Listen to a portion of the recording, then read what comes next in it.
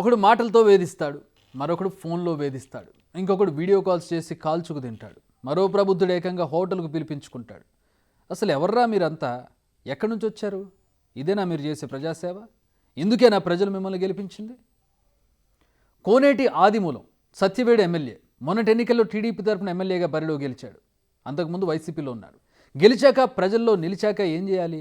ప్రజల బాగోగులు చూసుకోవాలి, సంక్షేమం అందేలా చూడాలి. కానీ ఈ ప్రబుద్ధుడు చేసిందేంటి?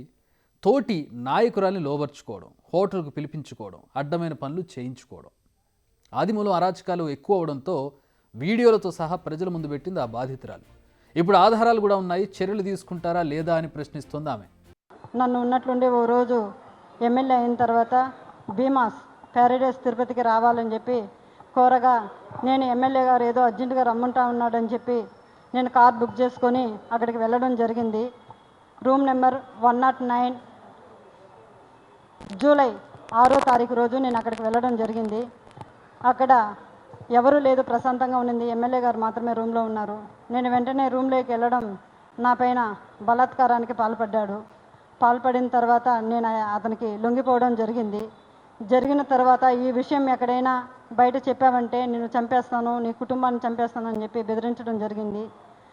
అందువల్ల నేను ఎవరికి చెప్పుకోకుండా నేను సైలెంట్గా ఉండిపోయాను. మళ్ళీ ఇంకొకసారి ఫోన్ చేసి నువ్వు కానీ రాలేదంటే నేను మళ్ళీ నీ కుటుంబాన్ని, నీ భర్తని చంపేస్తానని చెప్పి నన్ను బెదిరించడం జరిగింది. బెదిరించడం ద్వారా నేను మళ్ళీ అక్కడికి భీమాస్ ప్యారడైస్కి వెళ్ళడం జరిగింది.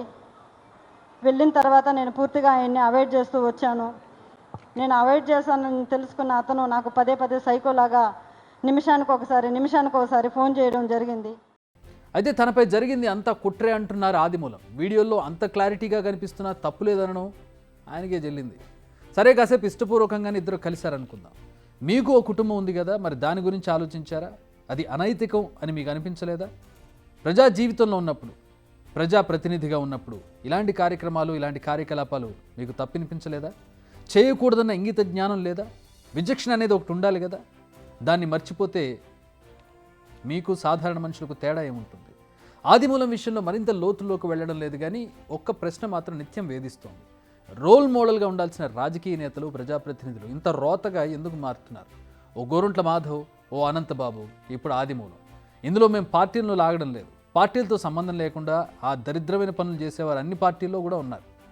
వీరంతా పొద్దున్న లేస్తే ఖద్దరు బట్టలు ధరించి ప్రజల్లో తిరిగేవారే. మీకోసం మేమున్నామంటూ భరోసా కల్పించేవారే. మరి మీరు కల్పించే భరోసా ఇదేనా? మీరిచ్చే అభయం అదేనా? మీ చూపే వంకర అని తెలుస్తుంది కదా. అసలు రాజకీయ నేతలు తెల్లటి బట్టలు ఎందుకు వేసుకుంటారో తెలుసా? తెలుపు అంటే స్వచ్ఛతకు సింబల్. అందుకే తెలుపు బట్టలు వేసుకుని మేము కూడా అంత స్వచ్ఛంగా ఉంటామని చెప్పడం. కానీ మీరు చేసే ఇలాంటి పనుల వల్ల ఆ తెలుపు కాస్త బురద పులుముకొని నలుపుగా మారిపోతుంది. ఇలాంటి ఘటనల తర్వాత ప్రజలు మిమ్మల్ని ఎలా నమ్మాలి? ఎందుకు నమ్మాలి? ఇప్పుడు బయటపడ్డ ఈ మగ మహారాజులు కొందరే. ఇలాంటి ఆణిముత్యాలు ఇంకెన్నున్నాయో? వీరి చేతుల్లో పడి చితికిపోతున్న మహిళలు ఇంకెంతమంది ఉన్నారు? ఓ నక్క ప్రమాణ స్వీకారం చేసిందట, ఇంకెవరిని మోసగించనని. ఆనాడు అలిశెట్టి రాసిన కవితలు వీరి గురించే అనిపిస్తుంది. వీరి వెధవ వేషాలను చూస్తుంటే ఇలాంటి పనులు చేస్తూ ప్రజాసేవ చేస్తున్నామని కళ్ళబొల్లి కబుర్లు చెబుతూ ప్రజలకు ఏం సందేశం ఇస్తున్నారో ఈ నేతలే తేల్చుకోవాలి. ఇలా ఒక్కొక్కరిది ఒక్కో దరిద్రం. వారి గురించి చెప్పుకోవడం మన దౌర్భాగ్యం. తప్పదు, ఎందుకంటే వీరున్నది ప్రజా జీవితంలో. ఇలాంటి కలుపును ఏరేయకపోతే ప్రజాస్వామ్యం అనే పంట దెబ్బతింటుంది. కాబట్టి ఉన్నది ఉన్నట్టు చెప్పడం మాకు తప్పదు. అందుకే కష్టమైనా, నష్టమైనా, చూడగలిగినా, చూడలేకపోయినా ఎప్పటికప్పుడు ఇలాంటి విషయాలు మీకు చెప్పక తప్పడం లేదు. బిగ్ టీవీ అవుట్లుక్ కథనాలు నచ్చితే వెంటనే బిగ్ టీవీ ఛానల్ ను సబ్స్క్రైబ్ చేయండి.